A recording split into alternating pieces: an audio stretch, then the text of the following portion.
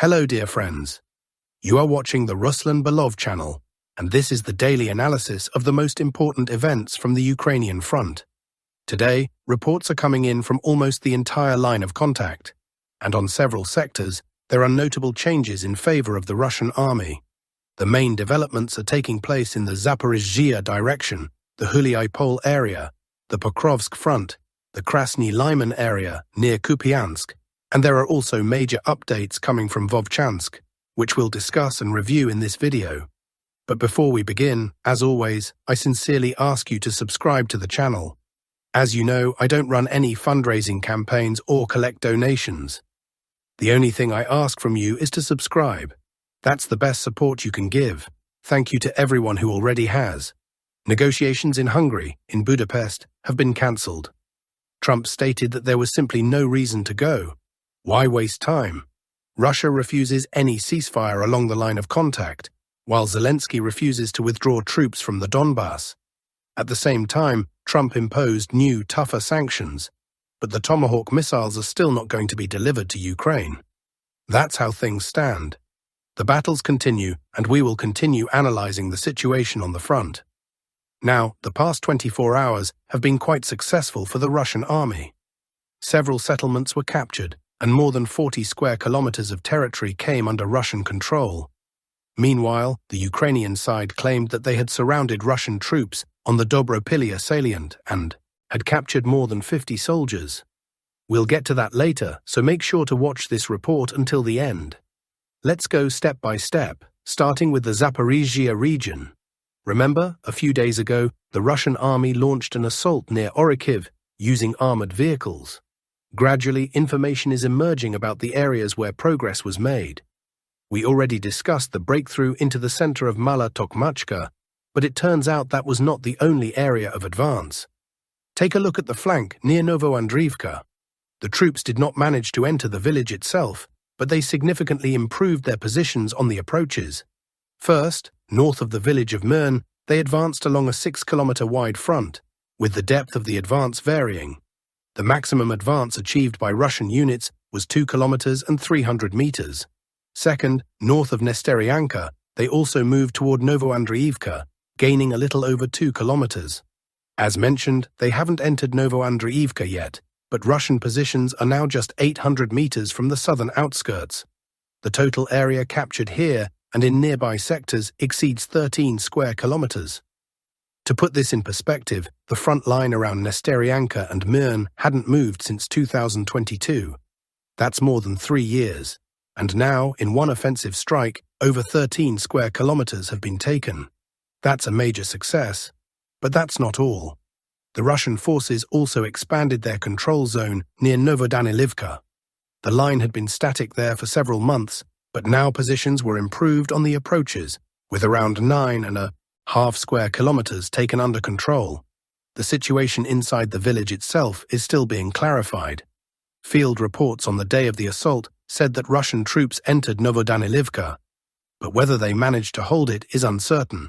That information is being verified. For now, we can confirm that the offensive operation has produced strong results. Over 20 square kilometers captured, plus a breakthrough of Ukrainian defenses in Mala Tokmachka. I'm confident this attack will continue, as fighting was still ongoing yesterday near Novoandriivka and inside Mala Tokmachka itself. However, that's not the only good news from the Zaporizhia region. Positive developments are also coming from the Julipole sector. As I mentioned earlier, the success near Kyiv was not the only one. There was also progress along the Julipole axis. Fighting continues on the Ukrainian defensive line near Uspanivka. Troops from the Vostok group advanced from Novohrihorivka by about 4 kilometers, even a bit more than 4, and reached the Yancha River. Let me remind you, for those watching the summary for the first time, the Yancha River marks the last Ukrainian defensive line protecting the town of Julipole. Even Ukrainian soldiers themselves admit that if this line is broken, their situation will become dire. One Ukrainian fighter, with the call sign Muchny, wrote the following: "The likely and logical next step will be a regrouping to the southwest to avoid encirclement or the risk of a breakthrough." He then added, "But there are problems behind us with routes and cover, So retreating without a solid plan would lead to unnecessary losses. So Ukrainian soldiers are already admitting that because of the Vostok Group's advances, they may be forced to withdraw. The problem for them is that behind the Uspanivka line, there are no reliable shelters or strong defensive structures left. This means that once that line is broken, Russian troops will be able to reach Julipole quite quickly. As for the current situation, not only did they reach the river, but they also captured the village of Pavlivka and advanced toward the farms on the outskirts of Privolne. That's the next settlement where fighting is expected soon, and taking it would allow Russian forces to strike the Ukrainian positions in Uspanivka from the rear. Overall, ever since the Vostok Group began operating in the Zaporizhia region, we've been seeing consistent and visible progress, new villages taken, steady advances. Personally, I have no doubt that the troops will eventually take Julipole as well. Moving on to the Dinipropatrovsk region, Russian aviation continues striking Ukrainian positions near Pokrovsk, the city currently under attack by Russian forces. Yesterday, several bridges near the village of Danilivka were destroyed. As for ground progress, troops from the Center Group captured the village of Ivanivka. In this region, two main Russian groupings operate, Vostok on the Pokrovsk front and Center on the Novopavlivka-Mezheva axis. The Center Group took Ivanivka, a large settlement about 7.5 kilometers long from west to east, with a pre-war population of over 1,000 residents. This is currently the largest settlement captured by Russian forces in the Dinipropatrovsk region. What comes next?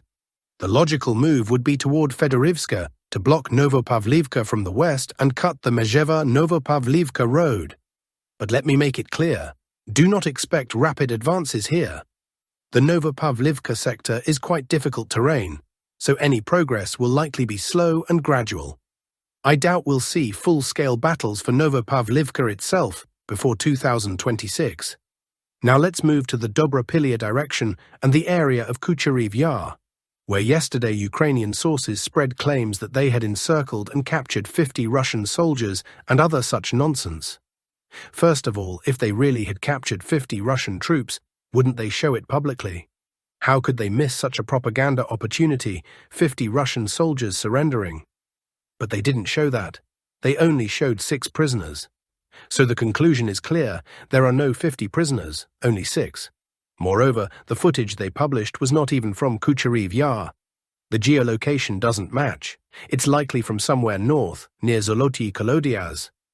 Information about Kucheriv Yar itself is still being verified. As for the Dobropilya salient in general, the situation remains dynamic. The Russian army is advancing in some places, while in others, heavy positional battles continue. The latest confirmed success was near the village of Dorozhne, where Russian troops took control of new positions. However, Ukrainian forces counterattacked near Zoloty Kolodiaz and pushed the Russians back slightly in that area. So overall, the situation remains tense and complex. From the Krasny Lyman direction, reports indicate active Russian operations near Yampil, though without major changes.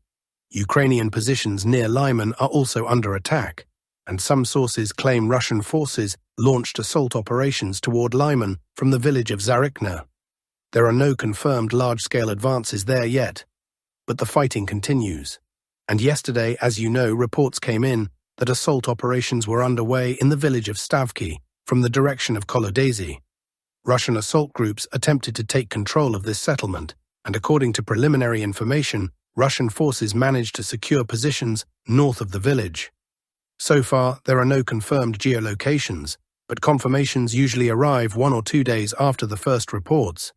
The incoming updates already suggest that Russian forces are successfully expanding their control zone toward this area. As for the villages of Drobyshev and Novoselivka, no advances were recorded today, but Russian forces did strike Ukrainian positions in both locations. Fighting also took place near the village of Shandriholov. For now, that's the situation in this sector. Now we move to Kupiansk. On the Kupiansk front, no major changes have been recorded today. The only confirmed update comes from the city center of Kupiansk.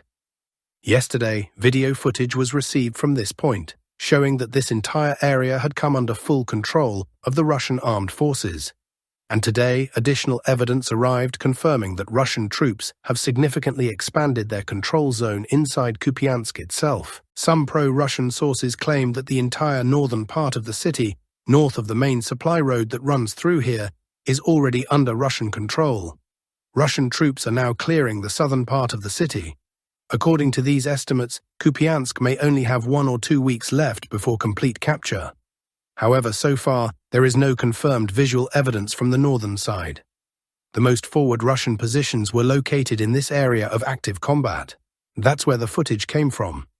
Another video also arrived yesterday from this location, showing assault operations in the high-rise blocks situated here. Meanwhile, pro-Ukrainian sources report that Ukrainian forces launched assault actions in an attempt to cut off this Russian salient toward the village of Moskovka.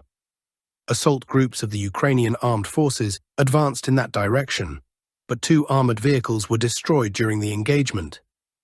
That's all for now. Once additional verified information becomes available, updates will be added to the map, and I will report on them. Let's continue moving along the map, next to Vovchansk. As you know, yesterday footage came from this point, from the village of Sinelnikov. Today, new information indicates that Russian troops are conducting active clearing operations in Sinelnikov, and that Ukrainian forces have already withdrawn from the settlement. Currently, the area is largely considered a grey zone. Active assault operations are also taking place in the village of Vovchansk Khutori, but no confirmed progress has been recorded yet. Pro-Russian sources claim that Russian troops have expanded their control zone there, while the Ukrainian side insists that the front line remains stable and that Vovchansk Khutori remains under Ukrainian control. Neither side has provided concrete visual evidence, so the map remains unchanged for now. However, it is likely that in the coming days, this sector will see developments in favor of either the Russian or the Ukrainian side. Now let's briefly turn to political news. Zelensky and the Prime Minister of Sweden have signed an agreement for the purchase of up to 150 Swedish Gripen fighter jets, which Kyiv had previously hoped to receive free of charge. This was announced by Swedish Prime Minister Ulf Kristersson during their joint press conference. No specific delivery dates have been disclosed. This agreement is not about any immediate new deliveries. It's about long-term cooperation and the potential to conclude a large-scale deal between our countries. Roughly 100 to 150 aircraft. This will allow Ukraine to build very strong air capabilities, Kristersson said. Zelensky stated that these aircraft will begin to be used as early as next year. As you can see, Zelensky's focus is clearly on escalation, not peace.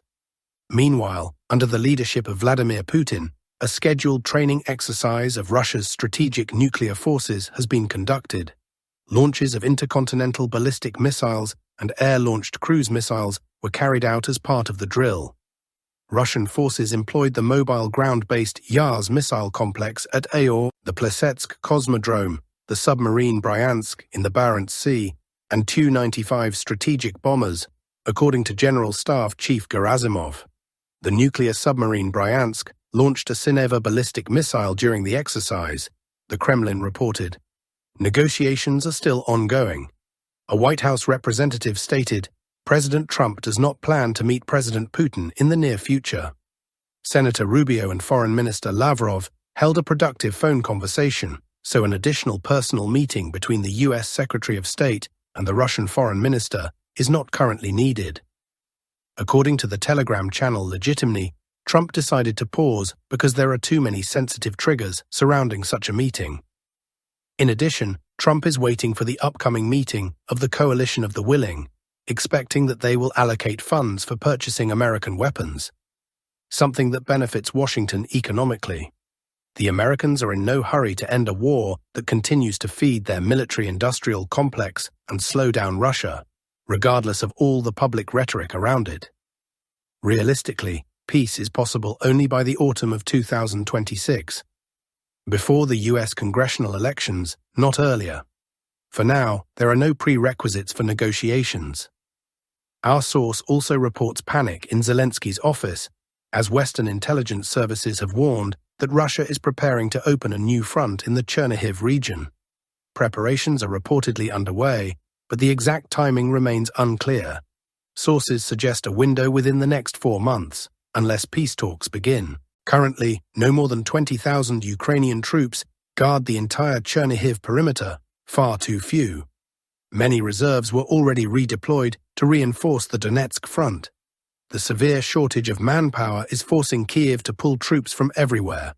Stricter mobilization measures are inevitable as the casualty numbers continue to break records. This information puts at risk Ukraine's ability to halt Russian advances in the Dinipropatrovsk region, according to Ukrainian analysts. That's all for today, my friends. Thank you for watching and for staying with the channel. If you found this report informative, don't forget to subscribe, leave a comment, and share your thoughts. Your support really helps the channel grow. Take care of yourselves and see you soon in the next analysis.